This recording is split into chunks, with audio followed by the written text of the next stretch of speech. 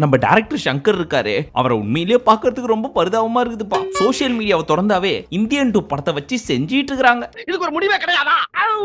Pan இந்தியால movie release ஆகி கேள்விப்பட்டிருப்போம். ஆனா பேன் இந்தியாவே சேர்ந்து ஒரு படத்தை செய்யுது அப்படின்னா அந்த படத்துக்கு அப்புறம் இந்த படமா தான் இருக்கும்னு நினைக்கிறேன். அது என்ன அந்த படம்? இந்த படத்தையே செய்யற அளவுக்கு நம்பர் 1ல என்ன படம் இருக்குது அப்படின்னு கேக்குறீங்களா? அதான் தி கிரேட் ஆதிபுருஷ்.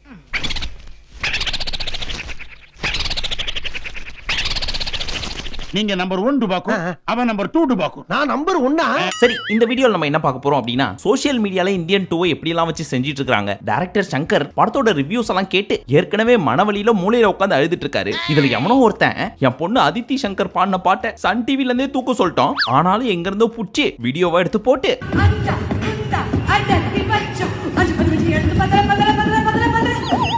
அது அதித்தி சங்கர் இல்ல, அதிர்ச்சியில் சங்கர் அப்படின்னு எங்களை பத்தி வீடியோ போட்டு விட்டுருக்கான். அவன் மட்டும் என் கல்ல மாட்ட வெட்டாம விட மாட்டேன் அப்படின்னு செம்ம கடுப்புல இருக்காரு. ஆனா எவன் தெரியல அந்த வீடியோவை போட்டது இவர்தான். இவருக்கு இதான் வேலை. நீங்க ஒண்ணும் கவலைப்படாதீங்க சங்கர் சார். அவன் இந்த உலகத்துல எங்க இருந்தாலும் உங்களுக்காக தேடி கண்டுபிடிச்சி எந்த வாயால அதித்தி சங்கர்ன்றது அதிர்ச்சியில் சங்கர்னு வச்சானோ அதே வாயால அதிர்ச்சியில் சங்கர் பார்ட் 2 வீடியோ போட வைக்கிறேன். போதுமா சார்? ஏன் இந்தியன் 2 மேல அவ்வளவு வன்மத்தை அள்ளி கொட்டுறாங்க நம்ம மக்கள் அப்படின்னு கேட்டீங்கன்னா ஆல்மோஸ்ட் எல்லாருமே படம் பார்த்திருப்பீங்க. சோ கதை சொன்னா ஒன்னும் தப்பு இருக்காது அப்படின்னு நினைக்கிறேன். சும்மா சொல்லு. ஒருவேளை பார்க்காதவங்க இருந்தீங்கன்னா ஒரு 3 நிமிஷத்தை தள்ளி விட்டுருங்க. இவ்வளவு ரெஸ்பான்ஸ்க்கு அப்புறமும் நீங்க பார்க்கணும்ன்ற தைரியம் இருந்துச்சுன்னா மட்டும். என்னடா ரொம்ப பயமுறுத்துறீங்க. சரி, இதுல பிக்கெஸ்ட் பிரச்சனை என்ன அப்படின்னு கேட்டீங்கன்னா நம்ம ரிவ்யூலயே சொல்லிருப்போம். எந்நேரமும் வர்மன்னு சொல்லி கொன்னுகிட்டே இருக்காரு. அட்லீஸ்ட் ஒரே ஒரு கொலையை கம்மி பண்ணியிருந்தாவது கொஞ்சமாவது பரவாயில்லன்ற மாதிரி இருந்திருக்கும். ஆனா ஸ்டார்டிங் டு எண்டிங் வரைக்கும் எஸ்டிஆர் மாதிரி விரல் வித்தை காமிச்சிட்டே இருக்காரு. எவ்வளவு நேரம் தான் நம்ம மக்களும் அந்த விரலையே பார்த்துட்டு இருப்பாங்க? What does it mean? That means finger inside a body shaking. ரெண்டாவது பிரச்சனை, சரி கொல்றதுதான் கொல்றாரு, புது விதமா ஏதாவது கொல்றாங்களா அப்படின்னு கேட்டீங்கன்னா கிடையாது. ஒவ்வொருத்தரையும் கொண்டு முடிச்சதுக்கு அப்புறம் வயாகராவை சாப்பிட்ட வயசான பெருசுங்க மாதிரி ரூம்ல இருந்து குதிரை மாதிரி வெளில ஓடிக்கினே இருக்குதுங்க. குதிரை கொல்லுவீங்க. சரி, அது புது முயற்சி ஏதோ பண்றாங்க அப்படின்றது ஓகே. ஆனா ஃபர்ஸ்ட் ஹாஃப்லயும் வருது, செகண்ட் ஹாஃப்லயும் வருது, ப்ரீ கிளைமேக்ஸ்லயும் வருது. எத்தனை தடவைடா? ஒட்டு மொத்தத்துல இந்த படத்துக்கு ஏன் இந்தியன் பேர் வச்சாங்க? குதிரை குத்துன்னு வச்சிருக்க வேண்டியதானே இப்படின்றது மக்களோட கேள்வி. படத்தை தியேட்டர்ல பார்த்த ஆடியன்ஸோட நிலைமை என்னன்னு சொல்லி கொஞ்சம் நீங்களே பாருங்க.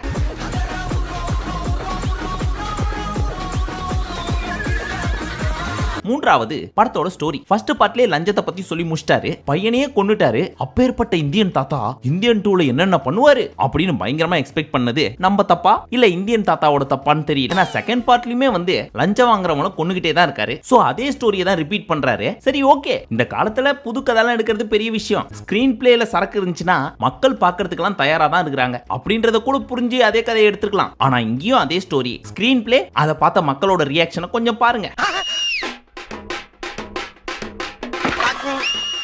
செத்துப்பட்டியா? Indian 3. சரி, நம்ம ஊர்ல தான் பிடிக்கல போல இருக்கு அப்படின்னு பார்த்தா தெலுங்கு, மலையாளம், கன்னடம் இப்படி எல்லா தென் மாவட்டங்களிலும் இந்தியன் 2 வைத்து செய்து கொண்டிருக்கிறார்கள். மறுபடியும் நல்ல விஷயமா? நாலாவது நம்ம சித்தார்த் அவர்கள். ஏன்னா அங்க ஒரு ரிப்போர்ட்டர் கேள்வி கேட்டிருப்பாங்க, இந்தியன் 1 வர்றப்ப இந்தியா எப்படி இருந்துச்சு, இந்தியன் 2 வர்றப்ப எப்படி இருக்காங்க அப்படின்னு. இதை கேட்ட சங்கர் அவர்கள் அதை நான் உங்கள்கிட்ட ஒப்படைச்சிடுறேமா, நீங்களே படத்தை பார்த்துட்டு சொல்லுங்க அப்படின்னு முடிச்சிட்டாரு. அந்த கேள்வி நான் உங்கள்கிட்ட கேட்கணும்னு விரும்புறேன், நீங்க சொல்லுங்க ப்ளீஸ். பக்கத்துல உட்கார்ந்திருக்க நம்ம கமல் சாரே நான் படத்தை நடித்து முடித்து விட்டேன், பார்த்தும் விட்டேன் இப்படின்றதெல்லாம் மனசுக்குள்ள நினைச்சிட்டு வெளியே காட்டி கூடாதுன்னு சொல்லி குல்லாவை போட்டு எமோஷன் மூலியமா கண்ணுல தெரிஞ்சிருமோன்னு சொல்லி கண்ணாடியும் போட்டு உட்கார்ந்திருக்காரு அமைதியா. கண்ணாடி எடுத்து மாட்டா அப்புறம் எப்படி கலவரம் தெரியும்? இப்ப எப்படி? ஆனா நம்ம சித்தார்த் அவர்கள் பாட்டாவே படிச்சிடுறேன் அப்படின்னு ஒரு பாட்டை பாடுறாரு. அதை நீங்களே கேளுங்க. எதுவும் மாறலையே, கம் பேக் இண்டியன், எவனோ திருந்தலையே, கம் பேக் இண்டியன். லஞ்சம் லஞ்சம் லஞ்சம், அதுதான் படம். இப்போ அவன் கேட்டதுக்கும் நீங்க சொன்னதுக்கும் என்ன சம்பந்தம்? நம்ம சித்தார்த்து இங்கே இப்படி ஒரு பாட்டை பாடினாரு, ஓகே. அது மட்டும் இல்லாம இந்த படத்தோட கதையை இதுலயே சொல்லிட்டாரு, ஒன்னும் மாறல, அப்படியே தான் இருக்குது எல்லாமே, அதனால நாங்களும் அதே தான் செஞ்சு வச்சிருக்கிறோம் அப்படின்ட்டு. பட் எல்லாத்தையும் சொல்லி முடிச்சுட்டு ஒரு ரியாக்ஷன் கொடுத்திருப்பாரு. நீங்க எப்படிங்க சட்டம் போடலாம்? பார்த்தாலே எப்பறம் ஒருத்தனை பார்த்து அடிக்கணும் போல தோணும். யாரும் முறைக்கிறா?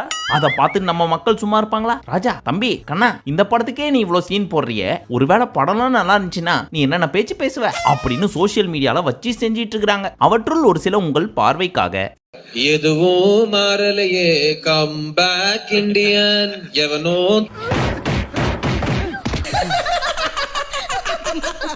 ஃபிஃப்த் ரீசன் இந்தியன் ஒன்னை பொறுத்த வரைக்கும் ஏஆர் ரஹ்மானோட பிஜிஎம் ஆகட்டும் சாங்ஸ் ஆகட்டும் ஒவ்வொரு சீன்லயும் மிரட்டி இருப்பாரு. அதுலயும் அந்த லாலா பிஜிஎம் இருக்கே அதை கொஞ்சம் கேளுங்க.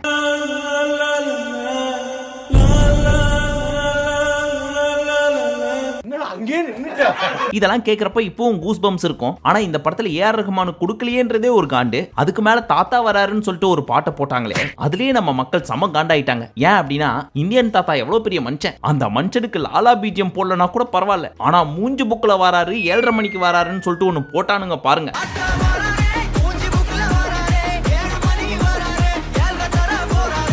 அப்பவே அவர் மேல இருந்த மரியாதையே போயிடுச்சு. வயசாகி போய் பைத்தியம் முடிச்சு கத்தியை தூக்கிட்டு அலையறான் கழட்டு. அப்படின்றதும் ஒரு இதுவா இருக்கு. 6th ரீசன் படத்தோட டியூரேஷன் கிட்டத்தட்ட 3 மணி நேரம். நம்ம வேற கணக்குல வீக்கா, அதனால ரிவ்யூல இப்படி சொல்லிட்டோம். படத்தோட ஓவரால் டியூரேஷன் 178 நிமிஷம், அதாவது 3 மணி நேரம் 18 நிமிஷம்.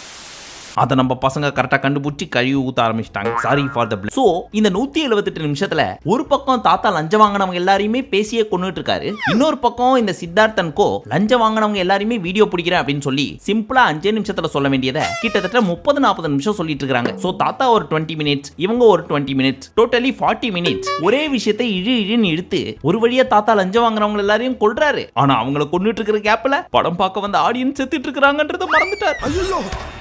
என்னடா டெட் பாடி மாதிரி கிடக்குறானுங்க.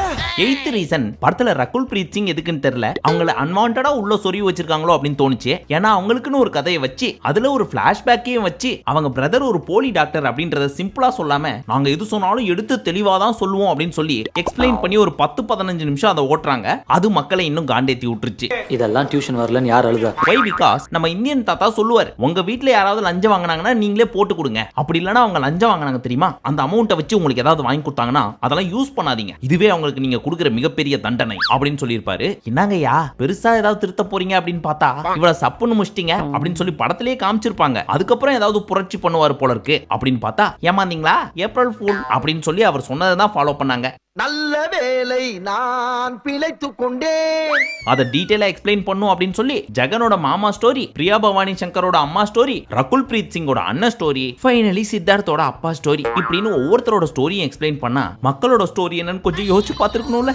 நாங்க வேணா ஒரு 5 பேர் ஒன்னா தற்கொலை பண்ணிக்கிட்டுங்களா? அதுவும் கொஞ்சம் இன்ட்ரெஸ்டிங்கா போயிடுச்சுன்னா ஓகே, அடுத்து என்ன நடக்க போகுது அப்படின்னு சொல்லி ஏற்கனவே ப்ரெடிக்ட் பண்ற மாதிரி இருக்கிறதுனால மக்களுக்கு அந்த ஒரு இன்ட்ரெஸ்ட் போயிடுது. அதனால மக்கள் என்ன பண்றாங்க, யாரையாவது பிடிச்சி கலாய்க்கணும்ல, அதனால அப்பேற்பட்ட இந்தியன் தாத்தாவையே பிடிச்சி கலாய்க்க ஆரம்பிச்சிட்டானுங்க. இனிமே இப்பெல்லாம் தனியெல்லாம் வராது, வீட்டுல யாராவது பெரிய வந்தா வரும். 9th ரீசன் படத்தோட இன்டர்வல் அண்ட் கிளைமேக்ஸ். பொதுவாவே ஒரு மாஸ் ஹீரோஸோட மூவிஸ் அப்படின்னு எடுத்துக்கிட்டோம்னா இன்டர்வல்ல ஒரு பயங்கரமான ட்விஸ்ட் இருக்கணும், இல்ல ஏதாவது மாஸ் பிஜிஎம் ஓட முடியற மாதிரி இருக்கணும். இந்த படத்தோட இன்டர்வல் பிளாக்லயும் மாசான பிஜிஎம் வந்துச்சு, ஆனா பிஜிஎம் மட்டும் போதுமா, அந்த மாதிரி ஏதாவது ஒரு சீன் நடந்திருக்கணும்ல அங்க, அப்பதான் மாஸ் காமிச்சு முடிக்கிறப்போ பயங்கர கூஸ் பம்ஸா இருக்கும். ஆனா இன்டர்வலுக்கு முன்னாடி என்ன நடந்துச்சு, ஒருத்தர் குதிரை ஓட்டிட்டு ஓடி வராரு, பிரிட்ஜ்ல இருந்து கீழே வந்து செத்து போயிடுறாரு. இத பார்த்த நம்ம இந்தியன் தாத்தா, நான் எப்படி கொன்ன பாத்தியா, இதுதான் சேனாபதியின் குதிரை குத்து வர்மம் அப்படின்னு மாசா போஸ் கொடுத்துட்டு இருக்காரு. ரீ ரெக்கார்டிங் இல்லாம பார்த்தா ரிச்சாகார மாதிரியா இருக்கிறான். இத பார்த்த மக்கள் இதெல்லாம் ஒரு பெருமையா அப்படின்னு கலாச்சிட்டு இருக்காங்க. அதே மாதிரி தான் கிளைமேக்ஸும் படத்தை ப்ராப்பரா க்ளோஸ் பண்ணிட்டு பார்ட் 3க்கு இங்க இருந்து ஒரு லீடு கொடுத்து முடிச்சிருந்தாங்கன்னா பரவாயில்ல. ஆனா இங்க மறுபடியும் இந்தியன் தாத்தா தப்பிச்சு போயிடுறாரு, see you soon அப்படின்னு சொல்லிட்டு. அதுக்கப்புறம் கிளைமேக்ஸ போடுவாங்கன்னு பார்த்தா நம்ம டி நகர டாப் வியூல இருந்து காமிச்சிட்டு இருக்காங்க. கிளைமேக்ஸ் எங்கயா அப்படின்னு கேட்டா அதை நீ பார்ட் 3ல திரும்பவும் காசு கொடுத்து தியேட்டர்ல வந்து கதறினா தான் தெரியும் அப்படின்னு முடிச்சிடுறாங்க. மறுபடியும் முதல்ல இருந்தா. ஆனா என்ன, அது கொஞ்சம் பீரியாடிக் மூவி மாதிரி இருக்கு. சோ ஒரு பிளாஷ்பேக் போகுது, ட்ரெய்லர் மாதிரி காமிச்சப்போ நல்லா இருக்க மாதிரி தான் தோணுச்சு. ஆனா அதுல வருத்தம் என்ன தெரியுமா, அதுல அந்த பிளாஷ்பேக் மட்டுமே கதையா இருந்தா பரவாயில்ல, இந்த படத்தோட கிளைமேக்ஸ கொஞ்சம் எடுத்துன்னு போய் அங்க வைக்கிறோம் அப்படின்னு சொல்லி ஒரு சின்ன பயத்தை காமிச்சு முடிச்சிருக்காங்க. கல் தோன்றி மண் தோன்ற காலத்து தமிழ். அதனாலேயே பாதி மக்கள் எங்களுக்கு இந்தியன் 3 எல்லாம் வேணாம், வேணா இன்னொருக்கு அதித்தி பாடட்டும், அதை கூட கேட்டுறோம் அப்படின்னு பீதியிலே குதிரை மாதிரி குதிச்சுக்கிட்டு வெளியே வராங்க.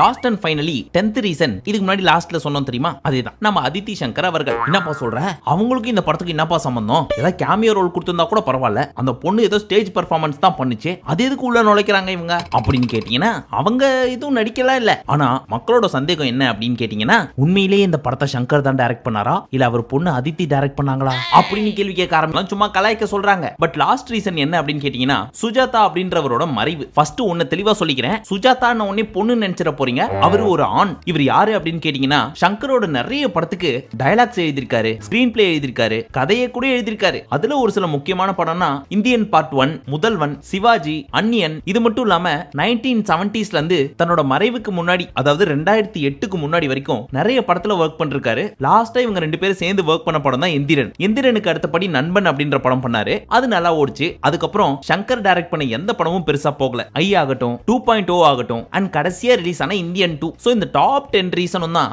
இந்த படத்தை எல்லாரும் கிரிட்டிசைஸ் பண்றதுக்கு முக்கியமான காரணமா இருக்கீங்களா. யார் பெத்த புள்ளையோன்னு சொல்லி இந்த லைக்கா ஃபிளாப் ஆகிற படமா பார்த்து பார்த்து சூஸ் பண்ணி ப்ரொடியூஸ் பண்ணுது. அதுவும் கொஞ்சம் நெஞ்ச பட்ஜெட்லாம் கிடையாது, பெரிய பெரிய budget. Ponniyin Selvan part 1, part 2, Chandramukhi part 2, 2.0, இப்போ இந்தியன் 2. இவங்களுக்கு என்ன ஆறுதல் சொல்றதுன்னே தெரியல. தத்துக்குரிய விஷயம் என்ன தெரியுமா, இவங்களோட அடுத்த 2 முக்கியமான படம் என்ன தெரியுமா, விடாமுயற்சியும் வேட்டையனும். அது நினைச்சாதான் ரொம்ப பயமா இருக்குது. மொத்தமும் போச்சா.